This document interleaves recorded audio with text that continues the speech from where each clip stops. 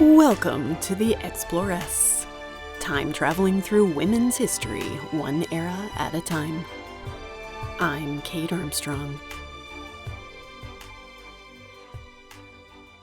Hello, fellow travelers. We'll be going back to the Viking Age once again starting next month. For now, though, we're here to celebrate Pride Month with an episode from the Patreon Vault. These episodes wouldn't be possible without the generous support of my patrons, who will have an all-new and exclusive bonus episode of their own dropping next week. Patrons win not only my everlasting adoration, but also exclusive content, behind-the-scenes stuff, special prizes, and more. Speaking of patrons, let's shout out a few of them. My warrior queens, MCF, Gail, Christina, Sarah, Amanda, Ika, June, Neve, and Sloan. Kate, Jessie, and Alexis. My Imperial Empresses, Sally, Letitia, Teresa, Samara, and Faye and Whimsy Soapworks. And my Lady Pharaohs, Lori, Kimberly, Cheryl, Kat, Laura, Bridget, Sophie, Kate, and the Fab Courtneys.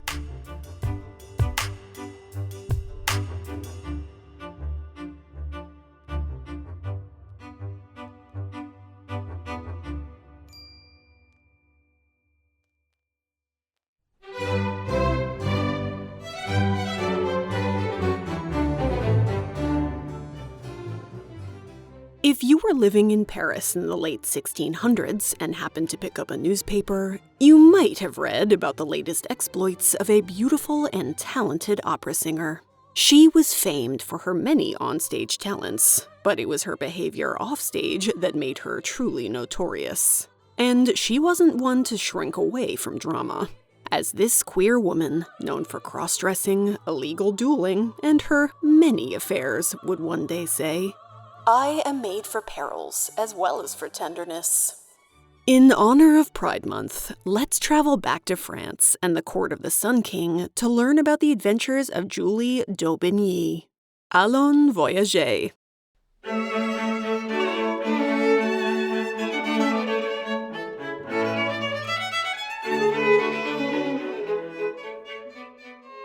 When it comes to Julie, it's pretty hard to separate fact from fiction, and there's a lot we don't know about her for sure. That includes her exact birthday. But we do know she was born in Paris sometime in the early 1670s. She was the daughter of an unknown woman, because history, and a particularly promiscuous nobleman named Gaston d'Aubigny. Gaston was an unmarried aristocrat, and he had quite the reputation as a gambler, heavy drinker, and a total tomcat.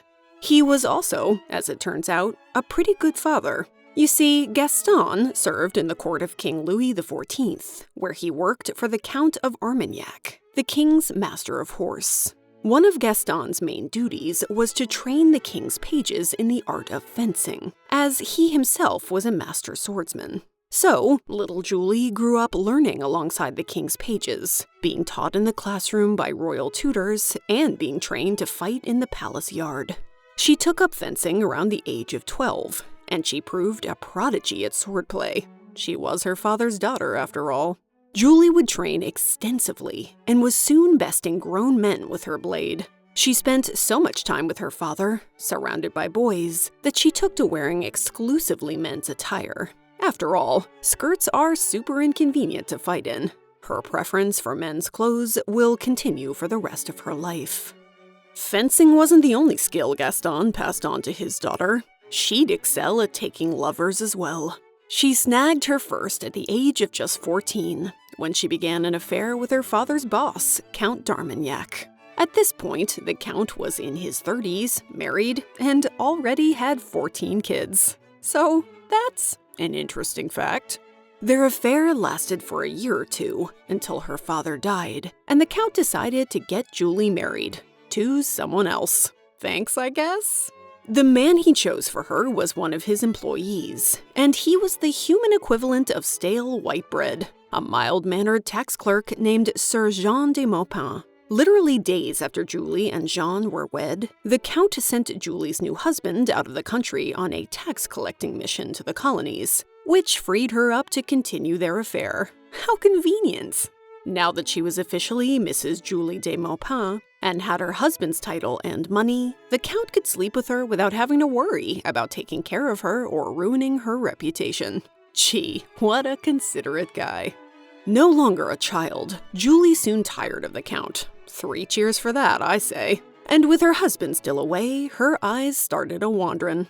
She ended up falling for a rakishly good-looking fencing master named Siran. Unfortunately, Siran had just killed a man in an illegal duel, and he was now on the run from the police. Although dueling had once been considered a perfectly acceptable way for nobility to work out their issues, King Louis XIV hated dueling, as he felt it undermined his authority to mete out justice. In Julie's day, you dueled at your legal peril. Now, Julie must have been either very bored or simply found danger super sexy. Either way, she decided to flee Paris with Siran. They traveled the countryside, dodging the popo and making a living as traveling performers, dancing, singing, and giving fencing demonstrations. At the end of each show, Julie would challenge a volunteer in the audience to a mock duel. Sometimes men would decline to fight with her, and they would heckle her, claiming that she was too skilled to be a lady. She must really be a man underneath those pants. Julie would often respond to these challenges by simply whipping off her shirt and flashing her lady orbs to prove that she was indeed who she said she was. This tactic never failed to shut the men right up.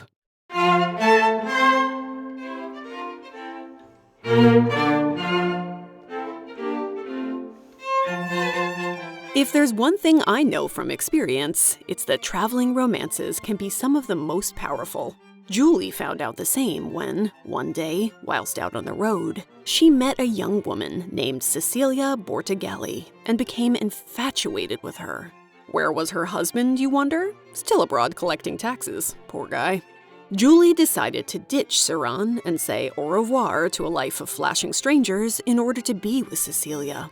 Unsurprisingly, Cecilia's family was pretty scandalized by their affair, so they sent their daughter to a convent in a last-ditch attempt to separate her from Julie. This solution didn't prove to be as foolproof as they probably thought. Julie simply followed her lady love, took an oath to become a nun, and joined her lover at the convent, where they continued their affair. After a few months, the girls decided they'd had enough of that nun life and hatched a daring escape plan. After an elderly nun died, they dug up her body and placed the nun's corpse in Cecilia's bed. Then they set fire to her room, hoping to fake Cecilia's death. I mean, all bodies look the same once they've been roasted a little. In the ensuing chaos, they managed to escape and were on the run for 3 months before Cecilia got tired of the Thelma and Louise act. She eventually returned home to her parents. But French authorities had already identified the elderly nun's body and discovered their plot. Parliament sentenced Julie to death in absentia for the crimes of kidnapping, grave robbing, and arson. Now that's an impressive rap sheet. To avoid bringing light to the scandalous fact that Julie had had a lesbian relationship with Cecilia, the court decided to try Julie as a man, and her name appeared in court documents with the masculine title of Sieur. Julie isn't even 20 years of age at this point, and yet she's taken several lovers, set fire to a convent, and is now sentenced to be burned at the stake. Desperate, Julie did the one thing she could think of, hightailed it home to Paris to beg for help from her very first lover, the powerful Count d'Armagnac. The Count, who was Louis XIV's master of horse, was very buddy-buddy with the king. He agreed to speak on Julie's behalf and request a royal pardon for her. Luckily, the king was amused rather than horrified by the situation and granted Julie a pardon, effectively erasing her death sentence with one swoop of his quill. Relieved, Julie decided to settle in Paris and try to make a living as an opera singer? This new career choice isn't as random as it sounds. She got the idea from her newest lover, a singer named Gabriel Vincent Thevenard. Julie had often sung with Siran during shows while traveling, and she had a lovely voice, despite never having had any lessons. Gabriel had just been hired by the Paris Opera, and he encouraged Julie to seek formal music training. She hired an instructor who was suitably impressed with her talent, then auditioned for the director of the recently founded Opéra de Marseille, who accepted her into his company. While Julie was not the most well-trained of singers, she was confident as hell, and that counted for a lot. She thrived in Marseille due to her powerful voice, beauty, natural ear for music, and a near photographic memory, which helped her learn her lines almost instantaneously. She began performing under the stage name La Maupin and quickly became the opera's breakout star.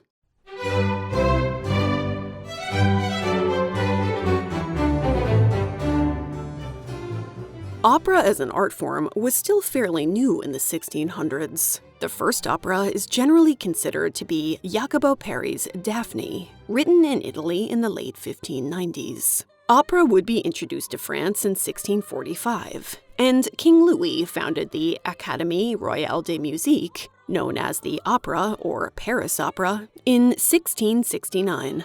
Jean-Baptiste Lully, a French composer of Italian birth, took charge of the opera and adapted the Italian art form into something that would feel more natural to the French language and sensibility, by changing up the music and emphasizing the drama of the stories. Once La Maupin had made a name for herself in Marseille, she landed a job with the Paris Opera in 1690, thanks again to her lover, Gabriel. While in Paris, Julie would work with a variety of famous composers, including Lully. As a natural actress and a brilliant performer, Julie wowed Parisian crowds. And when the famed writer Philippe Corsion, Marquis de Danjou, saw her on stage, he declared that she had the most beautiful voice in the world. Julie was riding pretty high at this point. She was making good money, she was doing something she loved, and her husband was still conveniently absent. And yet, it seems she just couldn't help herself. Trouble followed wherever she went. One night, in a Parisian tavern, Julie got into a heated argument with a drunken nobleman, the Comte d'Albert. Thinking her a man due to her outfit, he challenged her to a duel. Big mistake, my man. Naturally, Julie accepted, trounced him soundly, and stabbed him in the shoulder for good measure. He accepted defeat, and after a few days, Julie felt so guilty about that whole stabbing thing that she tracked him down and helped nurse him back to health. And, because it's Julie, they proceeded to have a whirlwind romance before the Comte left for military service. They would remain lifelong friends.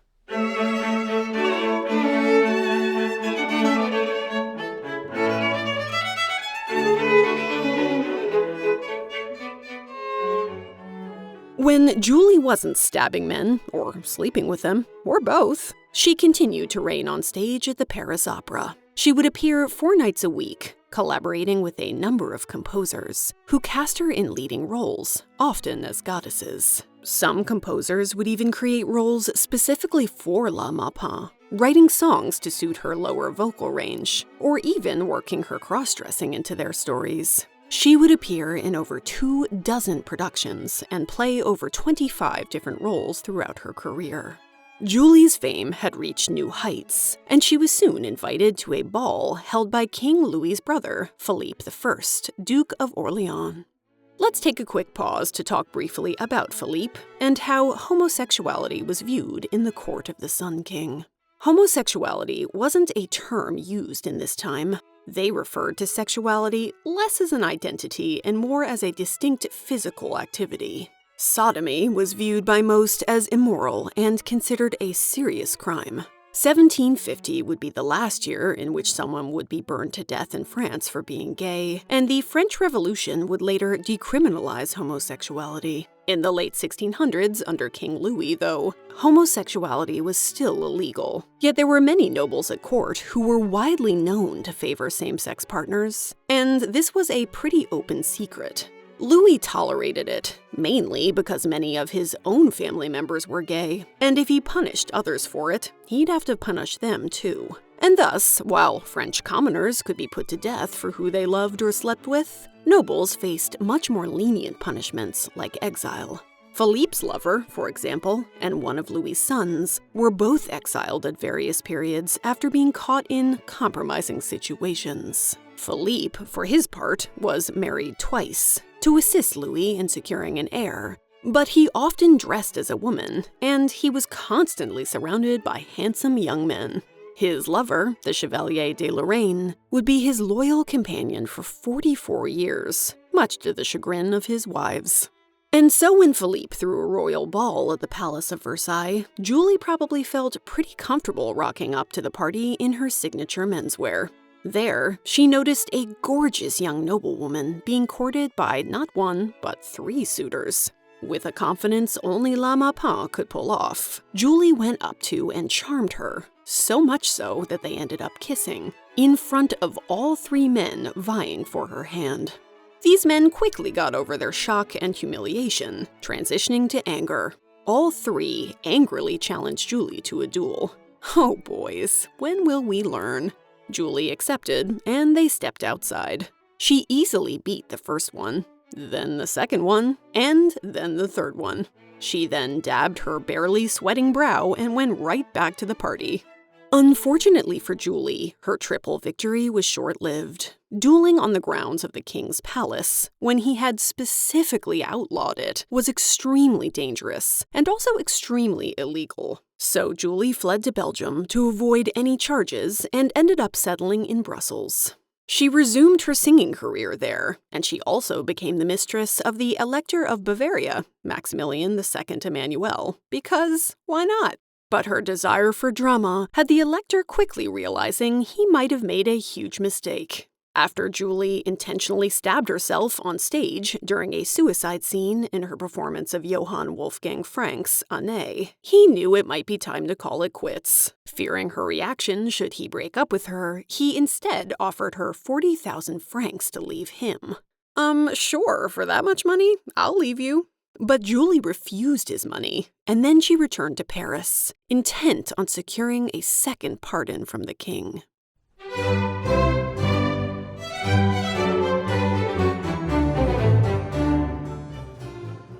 It helped that, by this point, Julie was a famous opera star, a celebrity fixture in the gossip columns, performed often at court, and was a popular party guest for the nobility. Of course King Louis pardoned her a second time. After all, Paris was a lot less fun without her. He cheekily declared that the law only banned men from dueling, which meant Julie was a free woman once more. And yet, she could not find it within herself to stay out of trouble. A fellow singer in her company, known as Dumenil, had a history of harassing his female coworkers and making derogatory comments about them. When he became aggressive toward one of Julie's friends and rudely dismissed Julie's demand that he apologize, she decided to lay in wait for him in a dark alley as he was making his way home. Once she had him cornered, she challenged him to a duel for her friend's honor. He refused. Smart, as at this point, Julie's dueling skills were pretty legendary. So Julie simply deprived him of his wooden cane, viciously beat him with it, and stole his watch and snuff box for good measure. When Dumenil returned to work the next day, limping and severely bruised, his coworkers asked what happened. To save face, he claimed that he'd been assaulted by a gang of not 1, but 3 men. Julie, of course, wasn't having this, and responded by calling him out as a liar in front of everyone, pulling out the watch and snuff box she had stolen to prove that she had beaten him up. Then, she made Dumenil kneel and beg forgiveness before agreeing to give his stuff back. Savage, Julie. The office drama continued from there, as Julie fell madly in love with another one of her coworkers, Fanchon Moreau. Julie was aiming high with Moreau, who was a singer in the company and also the beautiful mistress of the Grand Dauphin, King Louis's son and heir. Unfortunately, Moreau rejected Julie's advances, at which point Julie attempted to commit suicide. The attempt failed, and then Julie's husband finally decided to return to Paris. Did she even remember she had a husband at this point? Unclear. Did his arrival stop her from continuing to do whatever the hell she wanted? Of course not. In 1703, while performing at a party for the nobility, Julie met Marie-Louise Thérèse de Senneterre, widely regarded the most beautiful woman in France. Marie was wealthy, well-connected, and very married to the Marquis de Florensac. Julie didn't care, and neither did Marie, apparently. She is largely considered to be the love of Julie's life. The two women lived happily together for 2 years before Marie tragically died of the flu in 1705. Distraught, Julie retired from the stage and disappeared from public life, dying herself just 2 years later, still only in her mid-30s. I mean, what a fraught and busy life. These wild tales read as the stuff of scandalous legend. How much of Julie's story is actually true? I hate to say it, but although these stories do come from primary sources of the day, many are probably heavily embellished. The sources we have to work with were the 16th century equivalent of burn books and tabloids. The aristocracy loved to gossip, and Julie's undeniable bisexuality, as well as her penchant for threatening men with swords, made her a ripe target for slander, as her enemies sought to destroy her reputation. And yet, it is precisely because of Julie's queerness that we even know she existed.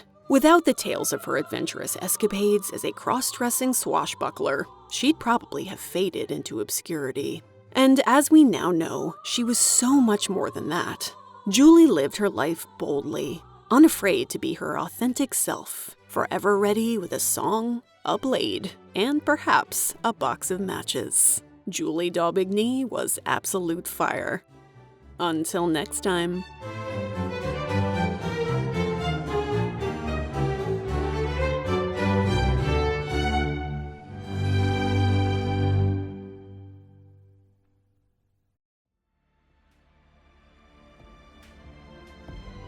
If you like The Exploress, and I hope you do, tell a friend about it, or leave a review wherever you listen. That really helps like-minded listeners find the show. You can also shoot me an email via my website and say hi. I really love hearing from you. Thanks to Carly Quinn for all her work on the show, Joshua Stackhouse for my theme music, and Mr. Exploress for my logo.